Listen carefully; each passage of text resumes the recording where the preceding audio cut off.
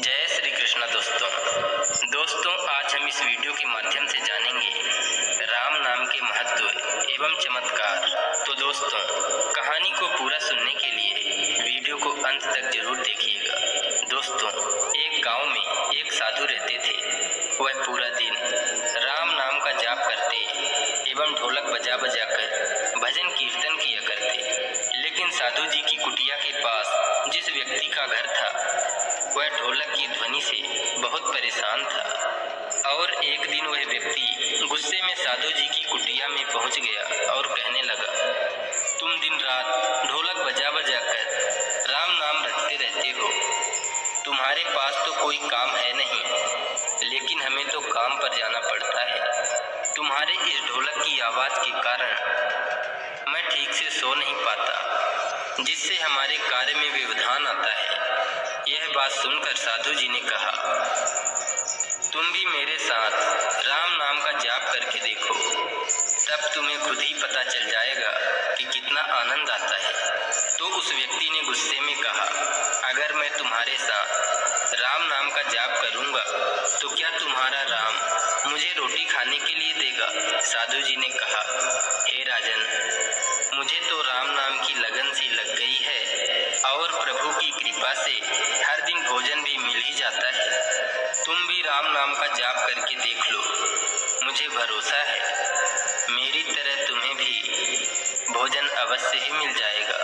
तो उस व्यक्ति ने साधु जी को चुनौती भरे शब्दों में कहा, आज मैं तुम्हारे साथ राम नाम का जाप करता हूँ और अगर तुम्हारे राम ने मुझे भोजन करा दिया तो सारी उम्र राम नाम का जाप करके जीवन व्यतीत कर दूंगा, और यदि मुझे भोजन नहीं मिला तो तुम ढोलक बजाना बंद कर दोगे। साधु जी ने कहा, हमने तो निष्काम भाव से प्रभु राम की भक्ति की है, परंतु फिर भी तुम्हारी चुनौती स्वीकार्य है। अब वह व्यक्ति साधु जी के साथ बैठकर राम नाम का जाप करता है और मन में यह निश्चय करता है कि चाहे कुछ भी हो जाए मैं आज भोजन नहीं करूंगा, देखता हूँ राम मुझे कैसे भोजन कराते हैं। राम नाम का जाप करने के बाद उस व्यक्ति ने सोचा, अगर मैं घर जाता हूँ तो मेरी बीबी और मेरी माँ खाना खाने के लिए कहेंगी और मुझे खाना भी पड़ सकता है, लेकिन मुझे साधु जी को शर्त में हराना है, इसलिए घर न जाकर गांव के जंगल में चला जाता हूँ। अब वह व्यक्ति जंगल गया और एक पेड़ पर चढ़कर बैठ गया और मन में विचार करने लगा कि मैं सारा दिन इस पेड़ से उतरूंगा ही नहीं तो अन्न का दाना भी खाने को नहीं मिलेगा। इस तरह से साधु जी को शर्त में हरा दूंगा और साधु जी का ढोलक हमेशा के लिए बंद हो जाएगा।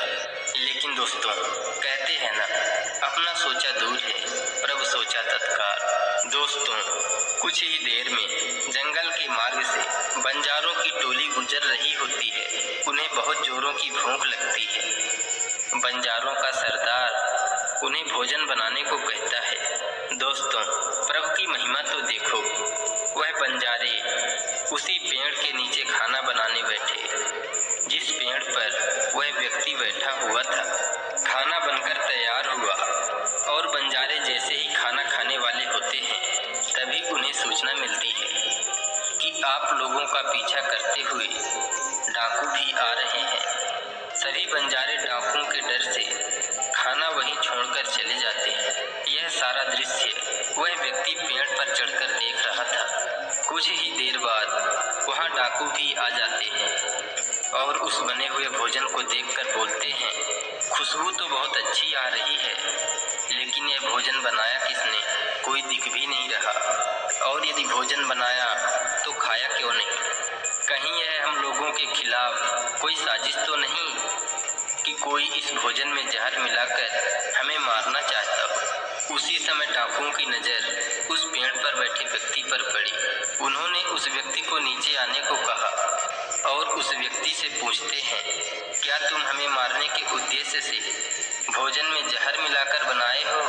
तो उस व्यक्ति ने कहा, मैंने यह भोजन नहीं बनाया और इसमें जहर नहीं है। इस भोजन को तो बंजारों ने बनाया है और आप लोगों के आने की खबर सुनकर वह यहाँ से भाग गए, लेकिन डाकू उस व्यक्ति की बातों पर भरोसा नहीं करते और उस व्यक्ति से कहते हैं, तुम्हें यह भोजन खाकर दिखाना पड़ेगा, क्योंकि हमें ऐसा लग रहा है कि इस भोजन को तुमने ही बनाया है और इसमें जहर भी मिलाया है।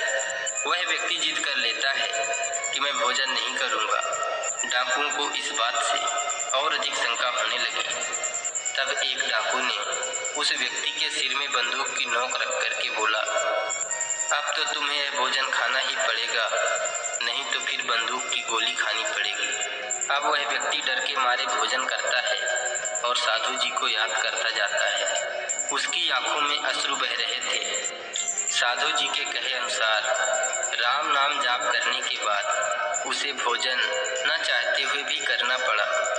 उस व्यक्ति के भोजन करने के उपरांत डाकुओं ने उसे छोड़ दिया। अब उस व्यक्ति को विश्वास हो गया कि उन बंजारों को और डाकुओं को प्रभु राम ने ही भेजा है, और वह व्यक्ति साधु जी के पास पहुंचा और साधु जी को दंडवत प्रणाम करके सारा वृत्तांत सुनाया। अब उस व्यक्ति को साधु जी से भी ज्यादा राम नाम की लगन लग गई और उसने अपना सारा जीवन प्रभु राम को समर्पित कर दिया। मेरे प्रिय दोस्तों, कहानी यहीं संपूर्ण होती है। आशा करते हैं यह कहानी आपको अच्छी लगी होगी। इसी तरह से और भी वीडियो आपके पास सबसे पहले पहुंचे, उसके लिए कृपया चैनल को सब्सक्राइब कर लीजिए